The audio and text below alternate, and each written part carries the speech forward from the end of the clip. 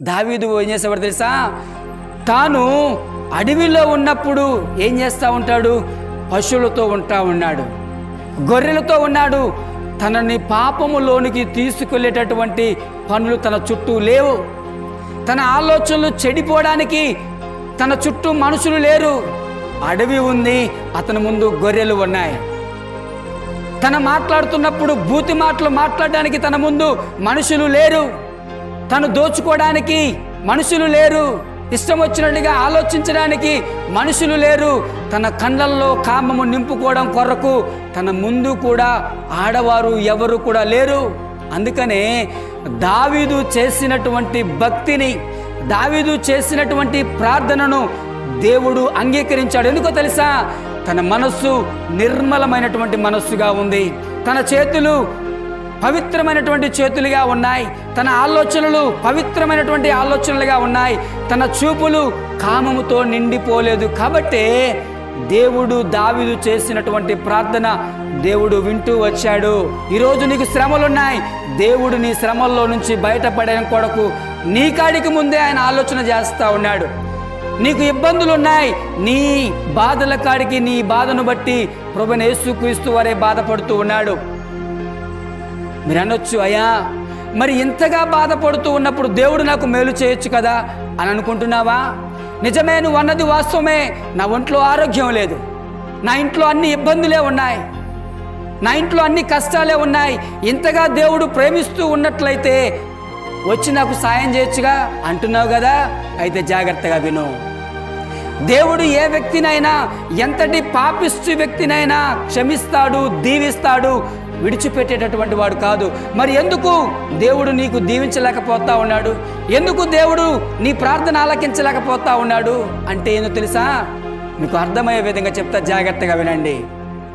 అడుక్కునేటటువంటి వ్యక్తి మన ఇంటికి వచ్చినప్పుడు, అడుక్కునేటటువంటి వ్యక్తి అంటే తనకి అన్నము లేక అడుక్కునేటటువంటి వాడు. అడుక్కునేటటువంటి వ్యక్తి తన బిడ్డల కోసం ఏదైనా దొరికిద్దేమోనని ఇల్లు తిరిగేసి అడుక్కొని వచ్చినటువంటి అన్నం కానీ, వచ్చినటువంటి ఏదైనా పలహారం కానీ వచ్చినట్లయితే తన బిడ్డలకు పెట్టుకొని, తన భర్తకు పెట్టుకొని తాను తిని హాయిగా ఉండేటటువంటి వారు. అలాగే ఈ అడుక్కునేటటువంటి వ్యక్తి ఒకవేళ నీ ఇంటికి వచ్చినా, నా ఇంటికి వచ్చినా, ఎవరింటికి పోయినా సరే, తను ఏ పాత్రనైతే నీ ముందు పెడుతున్నాడో, ఏ పాత్రలోనైతే తాను అన్నం అడిగాడా, అడుగుతున్నటువంటి ఆ పాత్ర శుభ్రంగా ఉన్నట్లయితే, తాను ఏ పాత్రలోనైతే అన్నం అడుగుతా ఉన్నాడో, ఏ పాత్రలోనైతే నువ్వు ఇచ్చేటటువంటి ఆహారాన్ని తినాలని ఆశపడుతున్నాడో, ఆ పాత్ర శుభ్రంగా ఉంటే నువ్వైనా నేనైనా ఏమంటాం? అమ్మా నీ పాత్ర శుభ్రంగా లేదమ్మా, దాన్ని కడుక్కొనిరా అంటాం.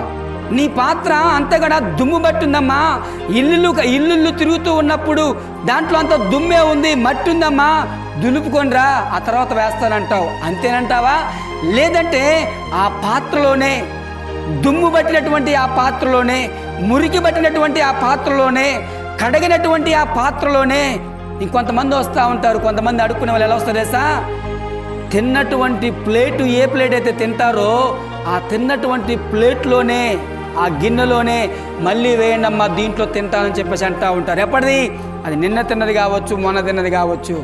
నువ్వు నేనైతే వేస్తామా?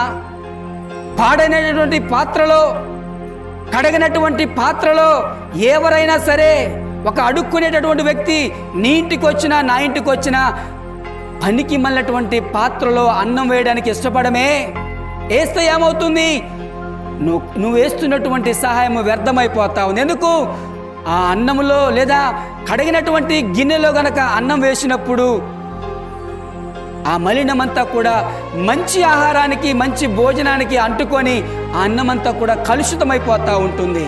ఆ అన్నమంతా కూడా తినడానికి ఇబ్బందికరంగా ఉంటుంది. నువ్వు వేసినటువంటి అన్నము కాస్త ఏమవుతుందో తెలుసా? తినటానికి ఇష్టపడవు. అందుకని నువ్వేమంటావు?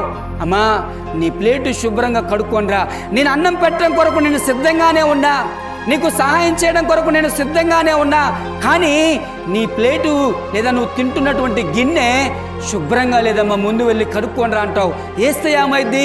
నువ్వు వేసినటువంటి విలువైనటువంటి ఆహారం కూడా పడేసేటటువంటి అవకాశం ఉంది. కడగకుండగా ఆ పాత్రలో అన్నం పెట్టినా, కూర వేసినా, ఏదిచ్చినా కూడా కడిగినటువంటి పాత్రలో విలువైనటువంటి ఆహారాన్ని, కడుపారా తినేటటువంటి ఆహారాన్ని వేసినప్పుడు ఆ రెండు కూడా మంచిది పాడైపోతా ఉంది. దేని ద్వారాగా? చెడు ద్వారాగా, కడిగినటువంటి గిన్నె ద్వారాగా. అలాగే ప్రియతల్లి, ప్రియతండ్రి వినో, దేవుడు ఒక వ్యక్తిని గనక దీవించాలి అనుకున్నప్పుడు ప్రతి వ్యక్తి యొక్క కన్నీడు ఆయనకు తెలుసు, ప్రతి వ్యక్తి యొక్క బాధ ఆయనకు తెలుసు, ప్రతి వ్యక్తి యొక్క ఆవేదన, కన్నీటి బాధ ఆయనకు తెలుసు. ఆయన దీవించడానికి సిద్ధంగానే ఉన్నాడు. కానీ నువ్వు అడుగుతున్నటువంటి చేతులు అశుభ్రంగా ఉన్నాయి, నువ్వు అడుగుతున్నటువంటి హృదయము అది అశుభ్రంగా ఉన్నాయి, పాపము చేత నిండిపోయి ఉన్నాయి. దేవుడిచ్చేటటువంటి అద్భుతమైనటువంటి మేలును నువ్వు పొందుకోవాలి అంటే నీ హృదయం శుభ్రంగా ఉండాలి. దేవుడిచ్చేటటువంటి ఆశీర్వాదము నువ్వు పొందుకోవాలి అంటే నీ ఆలోచనలు శుభ్రంగా ఉండాలి. ఒకవేళ చెడు ఆలోచనలతోటే ఒకవేళ దేవుడు నీకు మేలు చేస్తే నువ్వేమంటావో తెలుసా? నేను ఇంత చెడ్డవానైనా కూడా దేవుడు నాకు మేలు చేస్తున్నాడంటే ఇక నేను చెడ్డ బ్రతుకే బ్రతుకుతా ఉంటా.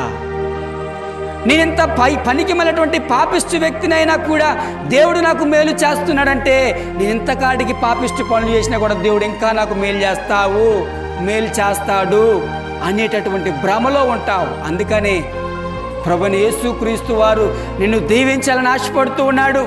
ప్రభువైన యేసుక్రీస్తు వారు నీ బాధను అర్థం చేసుకోవాలని ఆశపడుతూ ఉన్నాడు. ఎంగిలి గిన్నెలాగా నీ బ్రతుకు ఉన్నది, తినడానికి ఇష్టము లేనటువంటి ఒక పాత్రలాగా నీ బ్రతుకు ఉన్నది. ఆ పాత్రలా నువ్వు ఉన్నప్పుడు ప్రభువైన యేసుక్రీస్తు వారు అంతే అంటాడు. ఏమన్నా తెలుసా? అమ్మా, నీ హృదయం అనేటటువంటి పాత్ర బాగోలేదమ్మా. అయ్యా, నువ్వు అడుగుతున్నటువంటి చేతులు అనేటటువంటి ఆ పాత్ర, ఆ గిన్నె బాగలేదయ్యా. విలువైనటువంటి ఆశీర్వాదాలను నువ్వు పొందుకోవాలంటే ముందు నీ చేతులను శుభ్రం చేసుకొనిరా. నీ దేహాన్ని ఏ విధంగానైతే శుభ్రం చేసుకున్నావో, నా దగ్గరికి వచ్చేటప్పుడు కొత్త బట్టలు ఏ విధంగా వేసుకొని శుభ్రంగా స్నానం చేసి ఏ విధంగా వచ్చావో, నీ హృదయము కూడా మలినము లేకుండగా, నీ హృదయము కూడా ఎలా ఉండాలో తెలుసా? అద్భుతంగా నేనిచ్చేటటువంటి ఆశీర్వాదము కల్తీ కాకుండా ఉండాలి అంటే నువ్వు ఖచ్చితంగా శుభ్రంగా ఉండాల్సిందే.